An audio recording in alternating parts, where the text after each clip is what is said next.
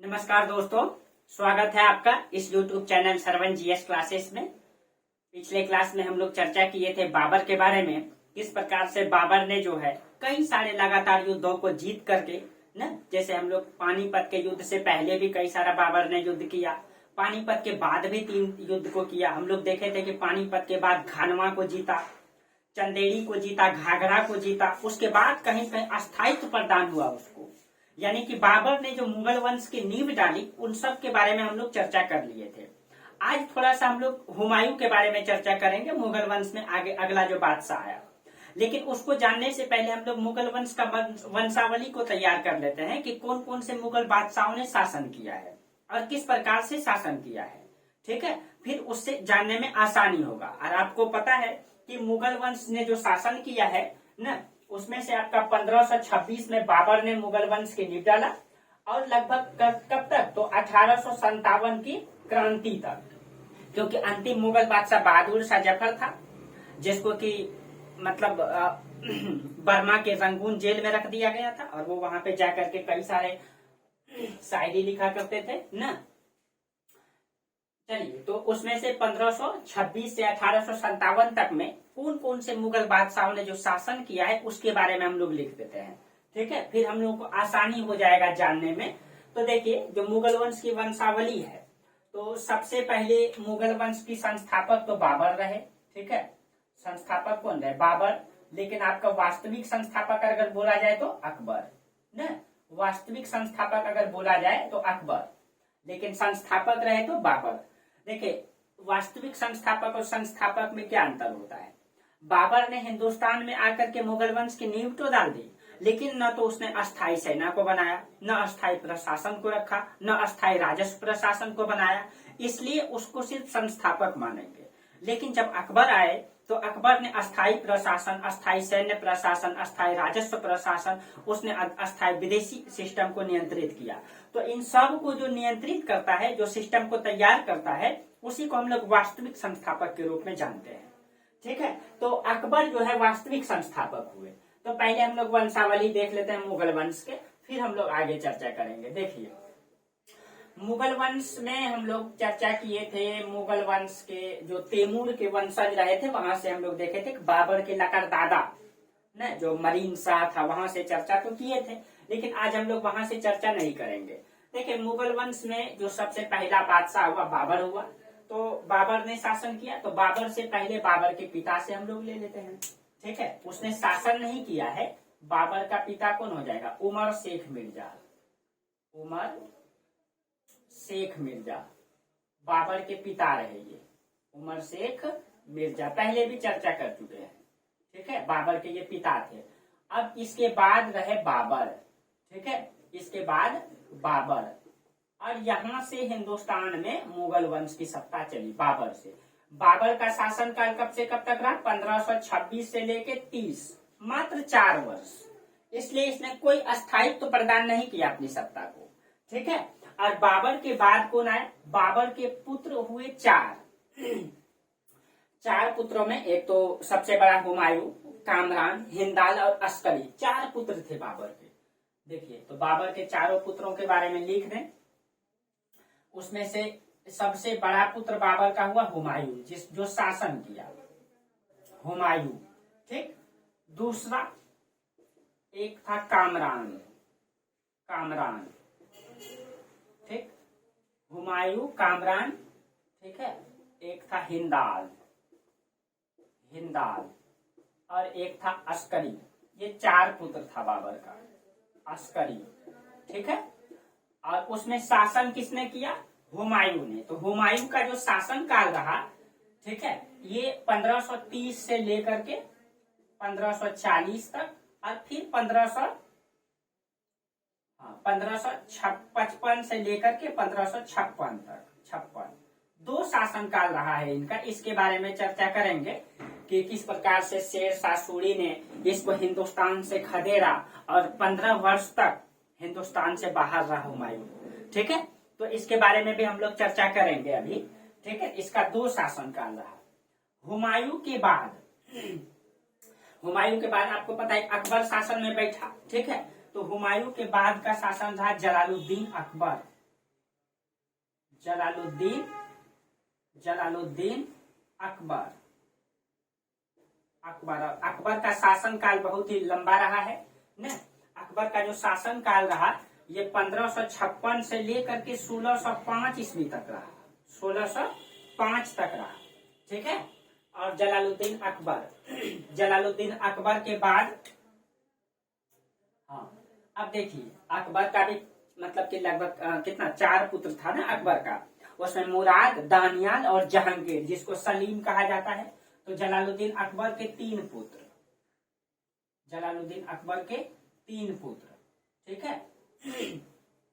उसमें आपका कौन कौन था? तो मुराद, एक तो इसका पुत्र में था मुराद, एक था दानियाल, ठीक है, और एक हो जाएगा आपका सलीम, ठीक है, जो जहांगीर के नाम से प्रचलित हुआ। इसका नाम क्या था? जहांगीर। और यही सत्ता में बैठे कब थे? तो 1605 से 1627 तक जहांगीर का शासनकाल रहा न। 1605 से 1627, 1605 से 1627, ठीक है। और जहांगीर यानी सलीम हुआ। अब देखिए सलीम का 4 पुत्र था, आपको पता है कि खुसरो, परवेज, शहरयार और खुर्रम। इसमें से इसका 4 पुत्र हुआ। देखिए आप लोग इसको नोट कर लीजिएगा। इसमें आपका तो इसमें खुसरो और परवेज, एक तो खुसरो थे इसका पुत्र, एक इसका परवेज ना, खुसरो, परवेज और शहरयार और खुर्रम, शहरयार।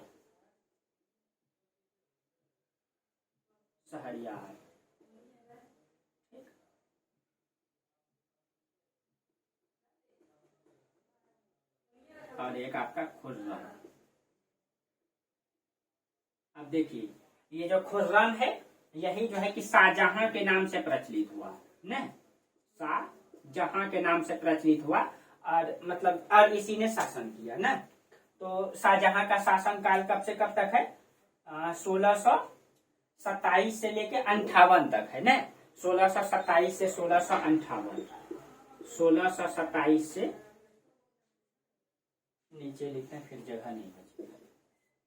इसका शासन काल है 1627 से 1658, ठीक है। और शाहजहां का आपको पता है कि जो औरंगजेब था, 3 भाई था न, 4 भाई था, एक अकबर भी था ना जिसकी मृत्यु हो गई थी न, वो तो उसका औरंगजेब का पुत्र था। 4 भाई में एक तो दारा सिको, शुजा, मुराद और औरंगजेब, ठीक है। यही दारा सिको था जो बहुत उदार था, जिसकी हत्या कर दिया था औरंगजेब ने, ठीक है। सबसे बड़ा दारा सिको ही था। तो इसमें आपका दारा सिको ये सबसे बड़ा भाई था, ठीक है। लेकिन देखिए अभी ये मुगल में आप लोगों को बताए थे कि मुगल में एक परंपरा ये चलती थी कि जब तक पिता जिंदा रहेंगे तब तक जो है कि उसका पुत्र शासक नहीं बनेगा और बड़ा पुत्र ही उत्तराधिकारी होता था। लेकिन औरंगजेब ये परंपरा को तोड़ा था न। तो देखिए इसमें आपका दारा सिको के बाद सूजा, मुराद, एक था शाहसुजा जिसको सूजा कहते हैं, और एक आपका मुराद, और एक था आपका जिंदा पीर औरंगजेब, ठीक है। और औरंगजेब का तो औरंगजेब इसमें से देखिए शासन करना चाहिए दारा सिको को, ठीक है, लेकिन इसको औरंगजेब ने हत्या कर दिया था सामूगढ़ का युद्ध में, ठीक है। ये क्वेश्चन भी पूछा जाता है सामूगढ़ का युद्ध के बारे में कि सामूगढ़ का युद्ध जो है किसके किसके बीच और कब हुआ था। आगे हम लोग चर्चा करेंगे सामूगढ़ के युद्ध के बारे में, ठीक है। और इसने औरंगजेब ने जो शासन किया 1658 से 1707 तक किया, 1658 से 1707, ठीक है। तो ये मुख्य मुगल माना जाता है। उसके बाद औरंगजेब का जो पुत्र हुआ उसमें आपका मुअज्जम, जिसको बहादुर शाह कहते हैं, आजम, कामबख्श, अकबर, 4 पुत्र था ना औरंगजेब का, ठीक है। अकबर जो हुआ इसका ये दूसरा अकबर है। तो औरंगजेब का 4 पुत्र हुआ। औरंगजेब के बाद जो सत्ता में आया उसको हम लोग परवर्ती मुगल कहते हैं। या उत्तर काल का मुगल कहते हैं उसको, क्योंकि उस मुगल में ये गुण नहीं था, जो गुण जो योग्यताएं होती है वो योग्यता उस मुगल में नहीं रह गया था। और उस समय तक आते आते अंग्रेजों ने भी अपनी कब्जा जमाने लगा था। ठीक है, तो ये आपका मुख्य मुगल हो गया। कितने? बाबर से लेकर के बाबर, हुमायूं, अकबर, जहांगीर, शाहजहां, औरंगजेब, ये मुख्य मुगल हो गया। तो 1 2 ठीक है 3 4 5 6 जो है मुख्य मुगल है। इसके बाद औरंगजेब का 4 पुत्र हुआ।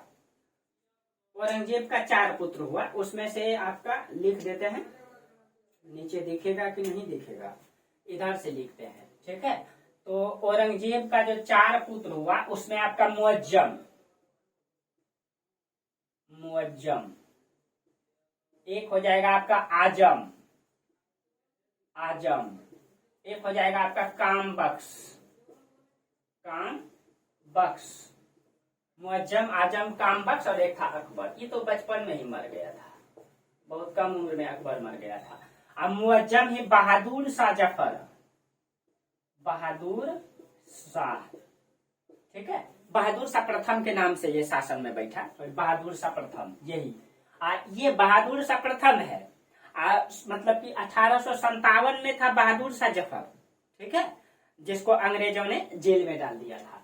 तो यहाँ बहादुर शाह प्रथम से लेकर के, इसको बहादुर शाह प्रथम आप लोग लिख दीजिएगा, यहाँ से लेकर के जो अब जो मुगल बादशाह आए, ठीक है, वो कहीं न कहीं कम योग्य थे, तो उसको भी हम लोग लिख देते हैं। जैसे बहादुर शाह प्रथम का जो शासन काल रहा है, ये बहुत कम शासन किए, बहुत अयोग्य शासक थे ये लोग, ठीक है। और इसकी अयोग्यता के कारण ही हिंदुस्तान में मतलब अंग्रेजों ने अपनी सत्ता को स्थापित किया, ठीक है। इसमें से कई सारे ऐसे बादशाह थे जो रंगीला थे, तो कोई लंपट मूर्ख थे, ठीक है। इस प्रकार से शासन करता था, मतलब अपने अयोग्यता को प्रदर्शित करता था कि अंग्रेजों ने इसकी कमजोरी को समझ लिया था, ठीक है। और ये फरमान भी बहुत बड़ा बड़ा जारी करते थे, कहीं कहीं जो हिंदुस्तान के लिए कहीं कहीं हानिकारक साबित होता था, ठीक है। तो देखिए, मुअज्जम का शासनकाल 1707 से 1712 रहा है, आप लोग इसको लिख लीजिएगा, 1707 से 1712, सॉरी बहादुर शाह मुअज्जम या बहादुर शाह प्रथम का।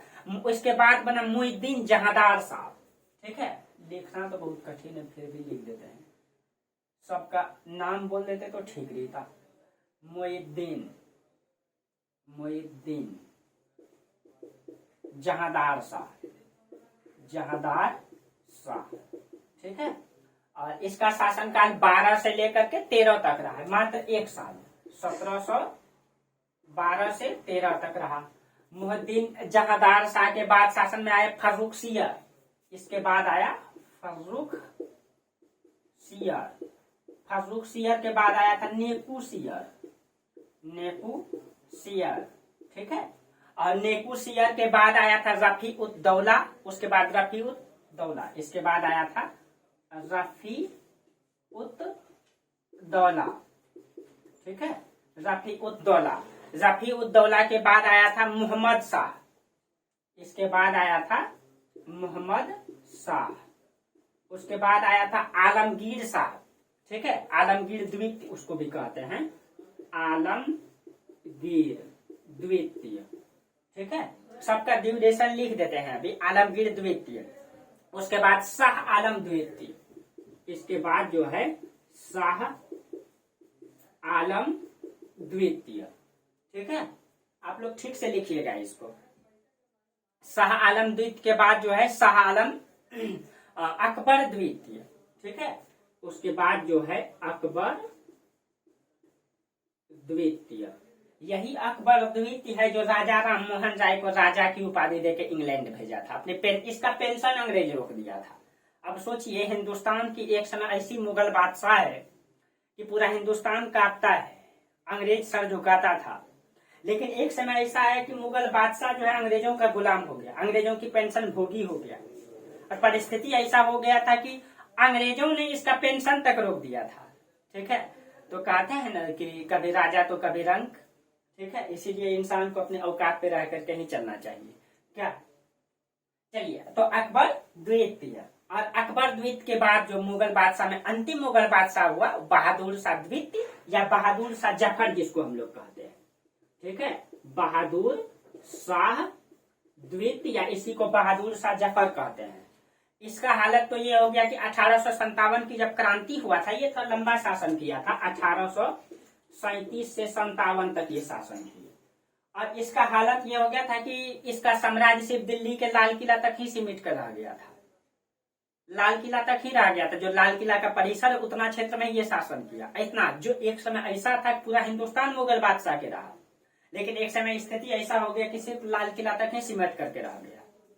ठीक है, और अंग्रेजों ने इसको जब बंदी बनाया तो उसके बाद इसको बर्मा का रंगून जेल भेज दिया।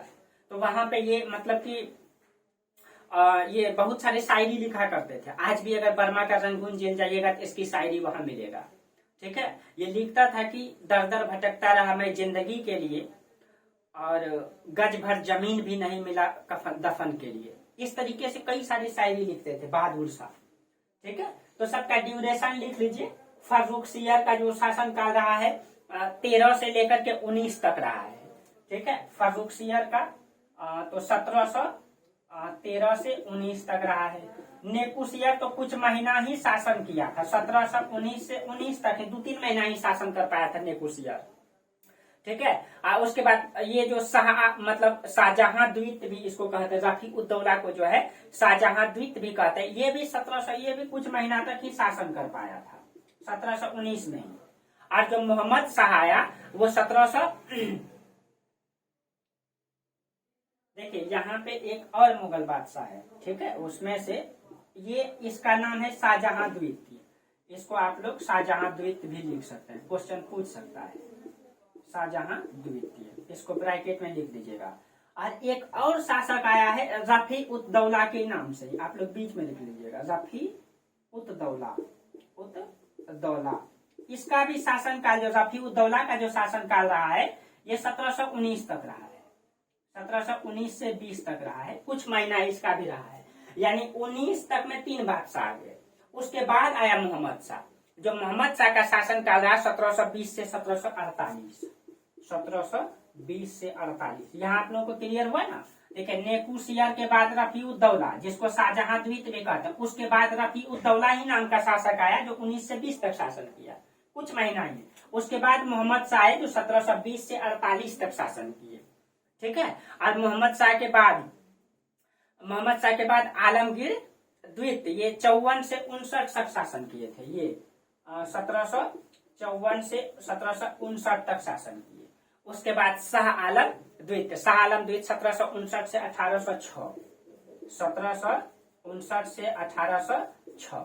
यही शाह आलम द्वितीय है दोस्तों, याद कीजिए। आगे पढ़ाएंगे आप लोगों को, अगर आप लोग पढ़ेंगे जानते होंगे, जिसको अंग्रेजों ने पेंशन भोगी बनाया था। ये पहला मुगल बादशाह था जो अंग्रेज के पेंशन से चलने लगा था, शाह आलम। ठीक है, उस समय रॉबर्ट क्लाइव आया था तो उसी के समय। उसके बाद अकबर द्वितीय का शासन काल है 1806 से 1837। अकबर द्वितीय का 1806 से 37, और लास्ट में 37 से 57 मुगल बादशाह उसके बाद खत्म हो जाएगा। ठीक है, बहादुर शाह का शासन खत्म। उसके बाद अंग्रेज का शासन जो होगा 1857 की क्रांति के बाद, डायरेक्ट क्राउन का शासन हिंदुस्तान में होगा। ठीक है, तो चलिए, ये आपका रहा मुगल बादशाह का लिस्ट। तो हम लोग बाबर को तो पढ़ लिए हैं न, अब हम लोग को पढ़ना है हुमायूं के बारे में। चलिए, तो आज हम लोग थोड़ा सा हुमायूं के बारे में चर्चा करते हैं कि किस प्रकार से हुमायूं, ठीक है, अपने पिता की दी हुई अस्थायित्व जागीर को किस प्रकार से संचालित किया, क्या समस्याएं उनके साथ रही हमेशा। ठीक है, तो चलिए अब हम लोग जो है हुमायूं के बारे में पढ़ते हैं थोड़ा सा।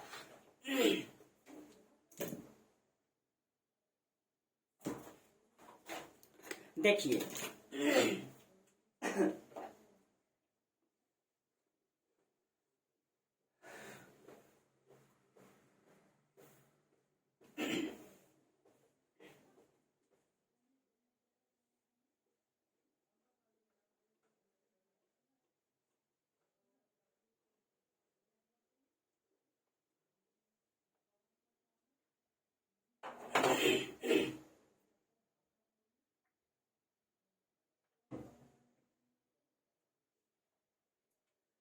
अब देखिए हुमायूं के बारे में। तो हुमायूं का तो 2 शासन काल हुआ न।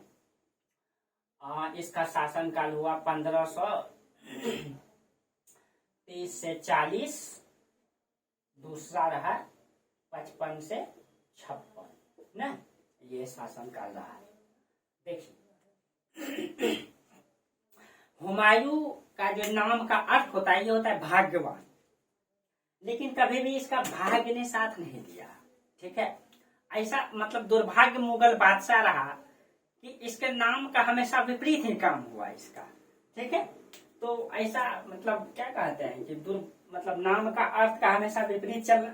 ठीक है, दुर्भाग्य रहा। इसका नाम का अर्थ होता है भाग्यवान, भाग्यवान। ठीक है, नाम का अर्थ है इसका, लेकिन काम हमेशा उल्टा रहा।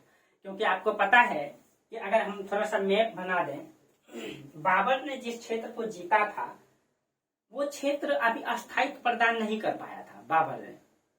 बाबर जीता तो उसका कई सारा विद्रोही खड़ा हुआ था और 26 से 30 4 साल तक शासन किया और उनकी मृत्यु हो गई। और मृत्यु के बाद न तो उसने अस्थायी प्रशासन बनाया, न तो अस्थायी कर सिस्टम लगाया, यानी कोई भी चीजें अस्थायी नहीं था। और उसका जो सेना था वो विभिन्न क्षेत्रों का था, कुछ अफगानी था, कुछ हिंदुस्तानी था, कुछ पाकिस्तानी था, अलग अलग लड़ाकू प्रवृत्ति का सेना था जो लूट के माल से संचालित हो रहा था अभी तक। क्योंकि अस्थायी मतलब सैन्य प्रशासन नहीं है तो लूट के माल से ही काम चलता था। अब मतलब हुमायूं के पास ये समस्या आ गई, भाई उस सेना को योग्य शासक ही संचालित कर सकता है जो हमेशा युद्ध करेगा। क्योंकि सेना युद्ध क्यों चाहेगा? क्योंकि लूट के माल से उसका काम चलता है, तो सेना तो हमेशा युद्ध चाहेगा, तब ना वो लूट के लाएगा तो उसका घर का भोजन चलेगा। लेकिन भाई युद्ध कराने के लिए हमेशा एक योग्य शासक तो चाहिए। हर शासक में उतनी वो सारे गुण तो नहीं होते हैं कि हमेशा वो युद्ध करते रहेंगे। जो गुण बाबर में था वो गुण हुमायूं में नहीं था। ठीक है, तो इसके कारण से इसके पास समस्याएं आई, इसके कारण से इसका काम हमेशा इसका विपरीत चलता रहा। ठीक है, तो थोड़ा सा इसका बेसिक चीजें जान ले पहले। जो हुमायूं का जन्म हुआ था, देखिए हुमायूं का जन्म हुआ था 1505 में। ठीक है, 6 मार्च 1508 में काबुल में हुआ था। 6 मार्च 1508 में हुआ था इसका जन्म, काबुल में हुआ था। अफगानिस्तान की राजधानी है काबुल, इसका जन्म हुआ था। ठीक है, और इसका मूल नाम था नासिरुद्दीन मोहम्मद खोंदामीर। इनका जो मूल नाम था, मूल नाम नासिरुद्दीन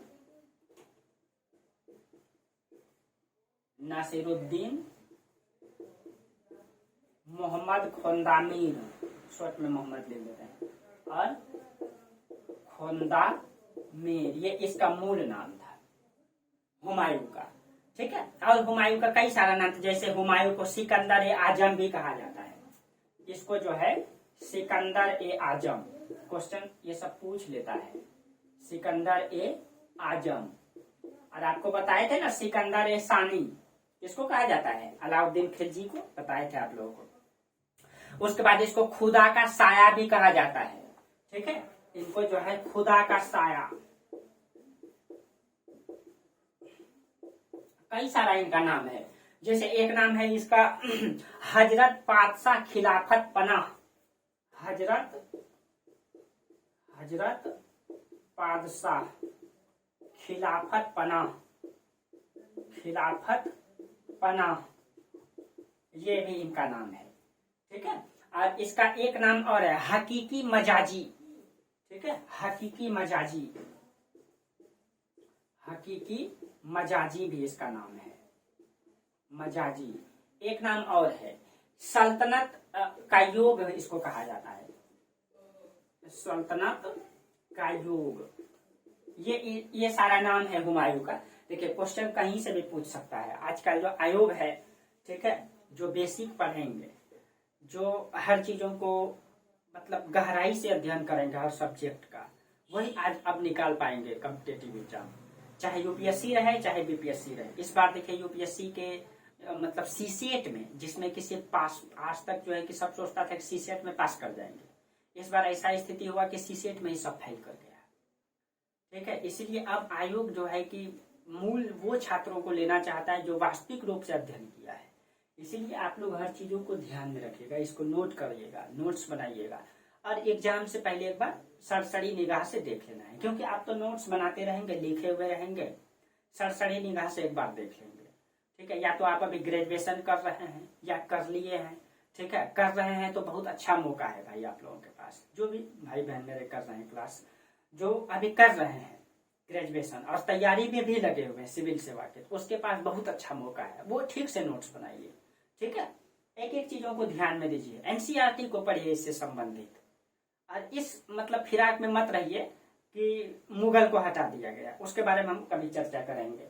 ठीक है, क्योंकि इतिहास को जानने के लिए मान लीजिए कि कुछ लोग, हाँ कोई कमेंट किए थे कुछ लोग का कि सर आप तो मुगल को हटा दिया गया है। अरे भाई मुगल को हटा दिया गया है, लेकिन इतिहास क्या है, तिथिवार और क्रमबद्ध तरीके से विशेष ज्ञान बताता है। अब मान लीजिए आपके बारे में पढ़ना है, मान लीजिए आपका उम्र 22 साल है या 20 साल है, 1 से 20 साल है, तो इतिहास को भी तो हम लोग उसी तरीके से बांटे हैं, जैसे कि आपका उम्र को भी बांट दिया जाए 1 साल से लेकर 6 साल तक, कहीं पढ़ने नहीं गया आंगनबाड़ी, 6 साल से लेकर के 13 साल तक आप पढ़े मिडिल स्कूल, ऐसे करके बांट दिया जाए। फिर आप मतलब 9th और 10th में गए हाई स्कूल, तो 13 साल से लेकर के हाई स्कूल में लगभग कितना साल तक रहे, मैट्रिक पास किए, फिर इंटर स्तरीय कॉलेज चल गए, तो फिर 13 से वही लगभग 14-15 ले लीजिए, फिर आप कॉलेज चल गए, विश्वविद्यालय महाविद्यालय जो भी, इस तरीके से बांट दिए। अब आपको कहा जाए भाई कि ये जो बच्चा था ये 1 से 6 क्लास आंगनबाड़ी में पढ़ता था, इसका कोई जरूरत नहीं, इसको हटा दो, मिडिल स्कूल भी हटा दो आपके बारे में अगर जानना रहे, क्योंकि इसमें विशेष ज्ञान नहीं हासिल किया। अब आईएएस कब बनाई, विश्वविद्यालय में गया तब आईएएस बना, जब बीपीएससी का अधिकारी बना। अब क्या आपके बारे में सिर्फ उस कॉलेज में पढ़ रहे हैं और आईएएस बन गया, मतलब इसमें पीजी में पढ़ रहे हैं विश्वविद्यालय में महाविद्यालय में आईएएस बन गए। क्या आपके बारे में अगर जानना हो तो सिर्फ उस कॉलेज के बारे में जान लेंगे कि आप यहाँ पढ़े हैं तो आपके बारे में पूरा ज्ञान हासिल कर पाएंगे, नहीं कर पाएंगे। जब आपके बारे में शुरू से देखेंगे इसने क्या क्या किया है, 1 से 20 साल आंगनबाड़ी में क्या स्थिति रहा, स्कूल में कैसा इसका परफॉर्मेंस रहा, हाई स्कूल में कैसा रहा, कॉलेज में कैसा रहा, महाविद्यालय में कैसा रहा, तब ना आपके बारे में विशेष जानकारी हासिल कर पाएंगे। अब मान लीजिए इससे क्वेश्चन सिलेबस हटा दिया बीच से, लेकिन आपको जानना तो बेहतर है ना, इसलिए इस चीजों को ध्यान में नहीं रखिएगा। भारत का इतिहास पढ़ना है, बेहतर जानना है, ठीक है, नहीं तो मेरा भी शौक कुछ भी नहीं है पढ़ाने का कि आपको जबरदस्ती पढ़ाए, ठीक है, बस आप जाने हर चीजों को, बीच से इतिहास हटा देने से कुछ नहीं होगा, हटा दिया, सिलेबस से मतलब नहीं है, जानना भी तो है कि क्या इतिहास रहा है। अब कब ट्रेंडिंग में आ जाए क्या कोई लिया दिया तो अभी है नहीं, सब तो अभी हटाए नहीं है पूरा सिलेबस, इसीलिए उसमें ध्यान नहीं देना है, ठीक है। और सब सरकार अभी तो पूर्ण रूप से अभी किए नहीं है, तो अभी आप लोग को पढ़ना है, इसलिए इसमें ध्यान नहीं देना है। हाँ चलिए, इसको सल्तनत का योग, हाँ एक सूफी संत था, सूफी संप्रदाय से एक संत था मोहम्मद गैस, इसका गुरु हुआ करता था, तो इनका गुरु का नाम था मोहम्मद गैस, ठीक है, गैस। ये जो है ना सूफी संप्रदाय का, सूफी में भी कई सारा संप्रदाय होता है, सूफी में ये सत्तारी सिलसिला से था, सत्तारी सिलसिला से, ठीक है, ये मोहम्मद गैस। अब देखिए ये तो इसका बेसिक चीजें हो गया।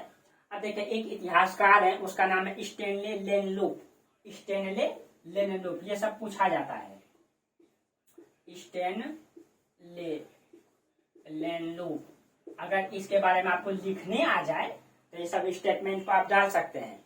इसने क्या कहा था कि हुमायूं लुढ़कते हुए गद्दी पर बैठा, यानी लुढ़कते लुढ़कते आया, लुढ़कते लुढ़कते इस संसार से चला गया।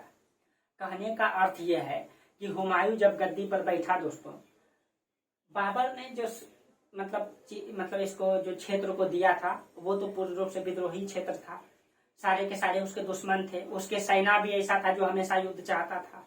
उस परिस्थिति में मतलब हुमायूं जो है कि शासन में बैठा, उसमें भी क्या किया था, उसका साम्राज्य को 4 भागों में बांट दिया था बाबर ने, जो अभी तक कोई बादशाह ने नहीं किया।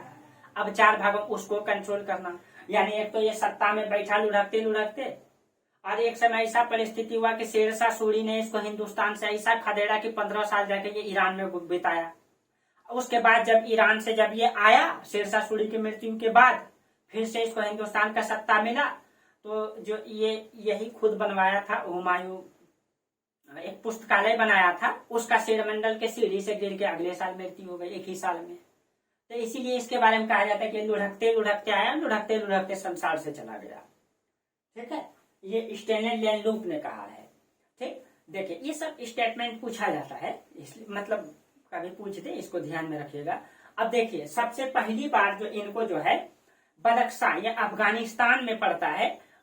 12 वर्ष की अवस्था में बाबर ने इसको बदख्शां का सूबेदार बनाया था। जब ये 12 वर्ष का था तो इसको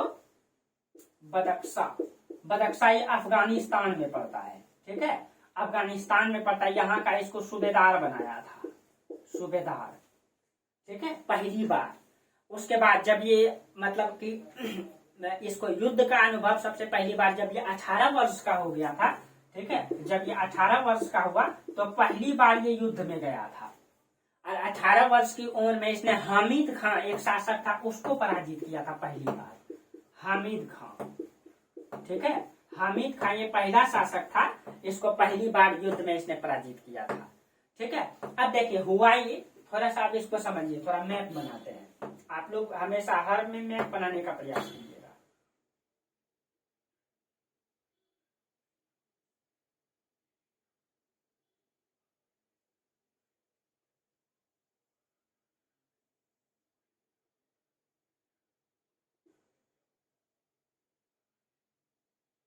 फटाफट खींच लेते हैं।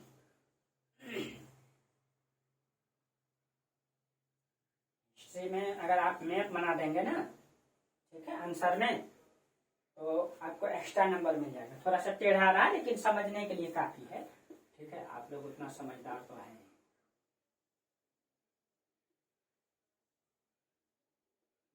थोड़ा सा सुधार, फिर भी और बिगड़ गया ना। अच्छा चलिए कोई बात नहीं, चलिए इधर समझना है, ठीक से अभी नहीं बन रहा है। ऐसे तो हमेशा बनाते ही रहते हैं। अब देखिए ये क्षेत्र जो है कि आगरा जो है, यहाँ है, आगरा राजधानी था, आगरा। ठीक, यानी दिल्ली आगरा का क्षेत्र इसको मिला था। अब आगरा का क्षेत्र जब मिला, इसका जितना भी साम्राज्य था ये पूरे के पूरे अफगानिस्तान तक फैला हुआ था। उत्तर पश्चिम में पूरे बाबर ने जीता था, अफगानिस्तान से लेकर के यहाँ तक। इस साम्राज्य को 4 भागों में बाबर ने बांट दिया और उसकी मृत्यु हो गई। ठीक है, अब देखिएगा, तो उसके बावजूद भी क्या हुआ कि अभी तक हुमायूं जब मतलब बाबर की जब मृत्यु हुई तो दिल्ली में एक षड्यंत्र हो गया, उसको हम लोग कहते हैं खलीफा का षड्यंत्र। खलीफा का षड्यंत्र, खलीफा का षड्यंत्र। ये क्या है खलीफा का षड्यंत्र? देखिए जिस समय बाबर की मृत्यु हुई तो मतलब कुछ लोग आगरा में, हुमायूं जो है मतलब आगरा में सिंहासन पे गद्दी पे बैठाना था, तो हुमायूं को गद्दी में बैठने में 3 से 4 दिन लेट हो गया था, 3 से 4 दिन लेट हो गया था। ठीक है, ये ऐसा उल्लेख आता है, कहाँ अभी चर्चा करेंगे क्यों लेट हो गया था। कुछ खलीफाओं ने षड्यंत्र कर दिया था। इसका जो वजीर था, जो बाबर का वजीर था, जिसको प्रधानमंत्री कहते हैं, वजीर था निजामुद्दीन, वजीर था निजामुद्दीन, निजामुद्दीन वजीर प्रधानमंत्री जिसको सलाहकार कहते हैं वो था। ठीक है, वजीर था निजामुद्दीन बाबर का, और उसका बहनोई था। ठीक है, बाबर का बहनोई, बहनोई, और एक थी खानदाजा बेगम, खानजादा बेगम। इन लोगों ने षड्यंत्र बना लिया था। इन लोगों ने षड्यंत्र ये बना लिया था कि मेहंदी ख्वाजा को बादशाह बनाना है, जो खानदाजा बेगम की पति थी, मेहंदी ख्वाजा, मेहंदी ख्वाजा। ठीक है, मेहंदी ख्वाजा को क्या करना है, शासक बनाना है। इन लोगों ने षड्यंत्र रच दिया था। ठीक है, इसीलिए इसको जो है मतलब हुमायूं को गद्दी धारण करने में 3-4 दिन लेट हो गया था। ठीक है, क्योंकि अभी तक तो ये सिस्टम था नहीं हिंदुस्तान में कि मुगल बादशाह का जो है कि बेटा ही शासक बनेगा, लेकिन दिल्ली की जनताओं में तो ये चीजें लगा हुआ था ना कि शासक तो उसी को स्वीकार करता था ना जो उसका परंपरा से होता था। इसलिए दिल्ली की जनता ने विद्रोह कर दिया था, तब जाकर के हुमायूं को 3 से 4 दिन के बाद जो है शासक बनाया गया। ठीक है, इन लोगों ने षड्यंत्र दिया था कि मेहंदी ख्वाजा को शासक बनाना है। लेकिन ऐसा हुआ नहीं। और ये उल्लेख एक पुस्तक है तबकात ए अकबरी में आता है। ये उल्लेख जो है 3 से 4 दिन लेट हुआ था। ये किस में आता है? तबकात ए अकबरी, अकबरी इस पुस्तक में आता है। और ये तबकात ए अकबरी जो है ये अकबर के समय का है और इसको लिखा गया है निजामुद्दीन अहमद के द्वारा। ये बाद में लिखा गया है निजामुद्दीन अहमद के द्वारा। निजामुद्दीन अहमद, ये अकबर के समय बाद में लिखा गया था, अहमद, ठीक है, इसी ने लिखा। इसी पुस्तक में ये उल्लेख आता है कि हुमायूं का गद्दी धारण करने में 3-4 दिन लेट हो गया था। ये खलीफाओं ने षड्यंत्र कर दिया था, ठीक है, लेकिन बाद में षड्यंत्र क्या रहा? असफल रहा और हुमायूं जो है जाके बादशाह बना। अब हुमायूं जब बादशाह बना तो परिस्थिति क्या हुआ? अब देखिए, अब आगरा में हुमायूं को बैठाया गया, लेकिन हुमायूं का जो पिता रहा बाबर, उसने वसीयतनामा लिख दिया था। वसीयतनामा क्या होता है?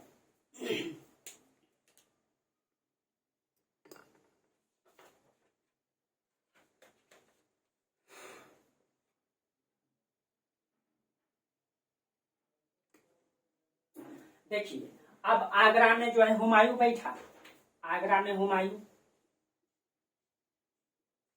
तो बाबर ने अपने वसीयतनामा में जो है कि हुमायूं को उत्तराधिकारी तो बना दिया था, ठीक है, लेकिन साम्राज्य को 4 भागों में बांट दिया था। मतलब शासक बोल दिया था कि हुमायूं बनेगा, लेकिन साम्राज्य को 4 पुत्रों में बांट दिया था उसने, ठीक है, 4 पुत्रों। आपको चर्चा किए थे कि हिंदाल, अस्करी, दानियाल और हुमायूं 4 भाई था। अब देखिए चारों को किस तरीके से कहां कहां का क्षेत्र दिया था, पहले इसका चर्चा कर लेते हैं।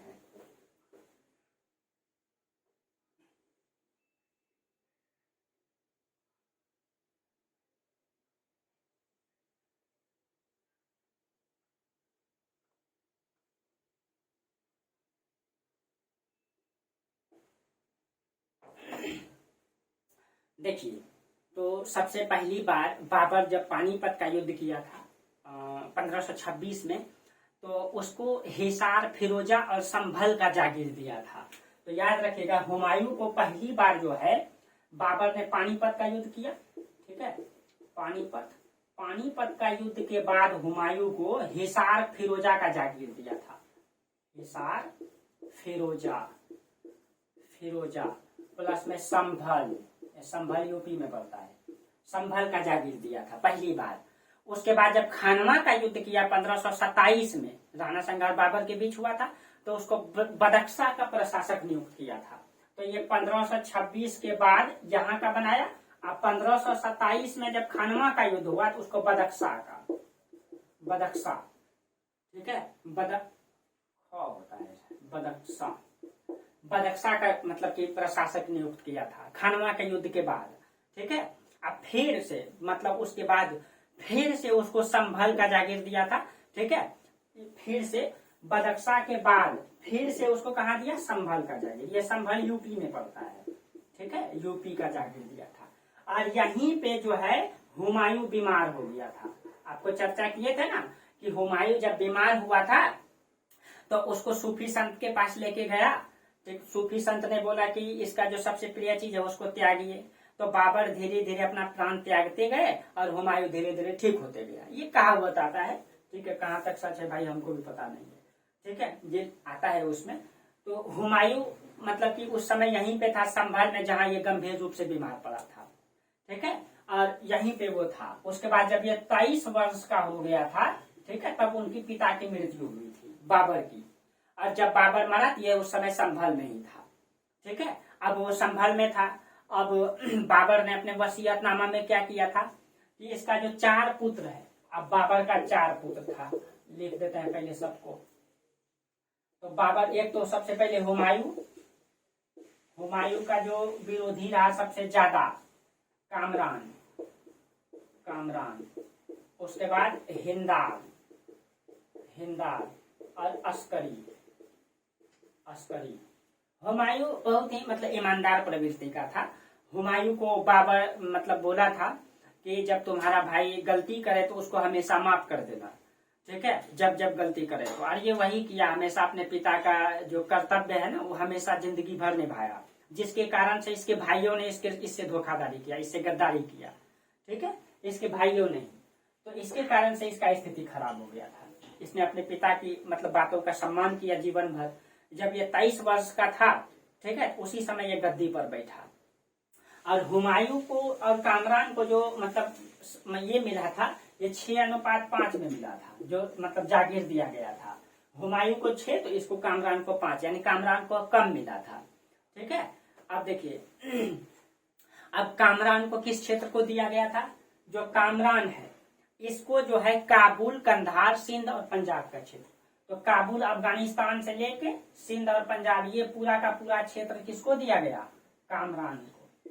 कामरान, ठीक है, कामरान को दिया गया था।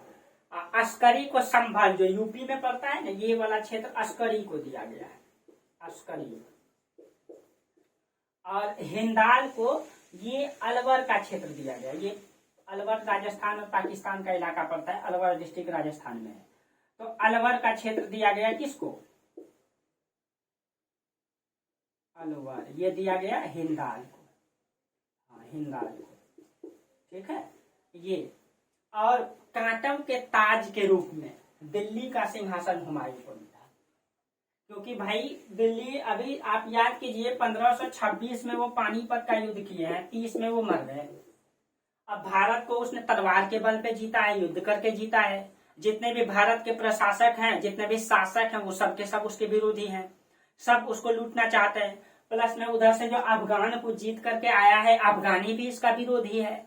प्लस में इस समय इसका देखिए, अब हुमायूं जब गद्दी पर बैठा, ये लोग को भाई अलग अलग क्षेत्र मिला, ये लोग अपना मस्ती से शासन किया। लेकिन दिल्ली को जीतने में जो बाबर ने जितने लोगों को पराजित किया था, सबके सब तो इसके विद्रोही हैं। अब मतलब हुमायूं को एक कांटों के ताज के रूप में मिला। एक तो सबसे पहली सेना इसका ऐसा है जो हमेशा युद्ध चाहता है भाई। दूसरा है कि अफगान इसका विरोधी है। तीसरा है कि भारत के जितने भी शासक हैं वो सब इसका विरोधी है। यानी एक रूप से इसको एक बोझ के रूप में मिला, कांटों के ताज के रूप में मिला। ठीक है, अब इस परिस्थिति में इसका शत्रु है इतना ज्यादा, ये सब इसका शत्रु है। और इस समय जो है ये गुजरात में था बहादुर शाह। बहादुर शाह, ये दूसरा बहादुर शाह है। ये अफगान था, अफगान, ठीक है, ये अफगान था जो इसका सबसे बड़ा दुश्मन था। अब ये बहादुर शाह क्या कर लिया था कि हुमायूं का जितना भी दुश्मन था उस सब को एकत्रित करके ये जो है एक नवाब बन गया था, उसका मालिक बन गया था। जितना कि सबको एकत्रित किया, हुमायूं का जितना भी विरोधी था सबको एकत्रित किया हुमायूं के खिलाफ। हुमायूं को एक चिट्ठी लिख के भेजा था, ये इसने वो चिट्ठी लिख के भेजा था। इसने क्या कहा था? हुमायूं को इसने कहा था कि मेरे बदले हमको जितना चीज हम हासिल किए हैं उसके सामने में तुम कुछ नहीं हासिल किए हो, और अभी तक तो तुमको छोटे छोटे सरदारों से सामना पड़ा है। अभी तो अब मतलब अफगान सरदार का सामना अभी तुमको पड़ा कहाँ है? इसका मतलब ये अपने आप को बता रहा था। ठीक है, इस परिस्थिति में वो शासक बना था हुमायूं। ठीक है, और उसके बाद आप याद कीजिए शेरशाह सूरी, जो हुमायूं को खदेड़ा गया तो ईरान भागेगा ये, और ये चुपचाप से बहादुर शाह से जो है कि ये ईरान, जो शेरशाह सूरी है, ये दोनों मिल गया था। शेरशाह सूरी इस समय बिहार में था। ठीक है, अभी हम चर्चा करेंगे, बिहार में है शेरशाह सूरी, शेरशाह सूरी। ठीक है, अब ये बिहार में है, ये दोनों मिल गया था। इस बात का अंदाजा हुमायूं को नहीं था। दूसरा, कामरान भी जो है शेरशाह सूरी से मिल गया था। अरे भाई, आपका दुश्मन अगर भाई ही हो जाए तो दुश्मन का क्या मतलब कि ये खोजने का जरूरत पड़ेगा? क्योंकि कहते हैं ना दोस्तों, अगर राम का साथ अगर मतलब विभीषण नहीं होता तो शायद रावण युद्ध नहीं हारता। रावण इस बात को बोला भी था कि आप युद्ध इसलिए जीत रहे हैं क्योंकि आपका भाई आपके साथ है, और मैं युद्ध इसलिए हार रहा हूं कि मेरा भाई मेरे साथ नहीं आपके साथ है। नहीं तो रावण भी युद्ध नहीं हारता भाई। ठीक है, क्योंकि एक भाई ही होता है। क्योंकि आपका जो भाई है ना, वो आपको बचपन से जानता है। जिस समय आप नंगोटा पहनते थे उस समय से जानता है, तो आपके हर कमजोरी को, आपके हर मजबूती को वो जानता है। इसलिए अगर वो आपका विरोधी है तो आप किसी भी परिस्थिति में नहीं जीत पाएंगे। लेकिन आपका भाई अगर आपका साथ है तो आप किसी भी परिस्थिति में हारेंगे नहीं, कभी भी नहीं हार सकते हैं। तो ये चीजें हैं। और हुमायूं का विरोधी इसका भाई ही था, कैसे जीतता भाई? ठीक है, अब इस परिस्थिति में मतलब हुमायूं को सत्ता मिला था, इसलिए फिर भी हुमायूं ने अपनी ताकत लगा के युद्ध तो करता रहा, कभी हारा नहीं प्रत्यक्ष रूप से। ठीक है, हुमायूं के पास जो सेना थी वो हमेशा युद्ध चाहती थी, लेकिन दुर्भाग्य हुमायूं का था कि मतलब उस चीज का अभाव था हुमायूं में। लेकिन फिर भी हुमायूं ने जो है, लेकिन हुमायूं के बीच में एक खामियां भी एक चीज का था। ठीक है, ये अफीम और नारी का मतलब आदी हो चुका था, और जो इस दो चीज का आदी हो जाएगा ना भाई, वो कभी भी कुछ नहीं कर पाएगा। ये दो चीज का आदी हो गया था, एक तो अफीम प्लस में नारी, और ये दो चीजें ही संसार को बिगाड़ता है, यानी इंसान को बिगाड़ सकता है, यानी एक समय में होना चाहिए।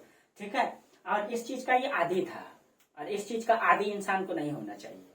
ठीक है, और ये ज्योतिष में यकीन रखता था। अरे भाई आप या फिल्म और मतलब नारी में आदी हो जाएंगे और ज्योतिष में आप मतलब मेहनत करेंगे ही नहीं, तो आपको कहाँ से सफलता मिलेगी। एक तो आपको कांटों का ताज के रूप में मिला है, आपका भाई आपका विरोधी, और उस परिस्थिति में आप जो है कि अफीम पी के नारी में मदहोश हैं, तो सत्ता कैसे चलेगा।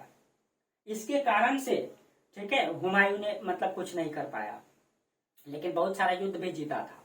तो अब देखिए आपको पता चल गया कि आप मुख्य रूप से ये जान गए कि बाबर की मृत्यु के बाद इस क्षेत्रों में उसका भाई है हिंदाल, उत्तर पश्चिम में कामरान, पूरब में अस्करी, और गद्दी पर हुमायूं है। ठीक है, और हुमायूं के पास क्या समस्या है ये आपको पता चल गया ना। अब देखिए मतलब सिर्फ कमजोरी ही है इसके पास। तो इस परिस्थिति में जब वो शासक बना तो वो कौन कौन सा अभियान किया, किस किस क्षेत्रों को जीता।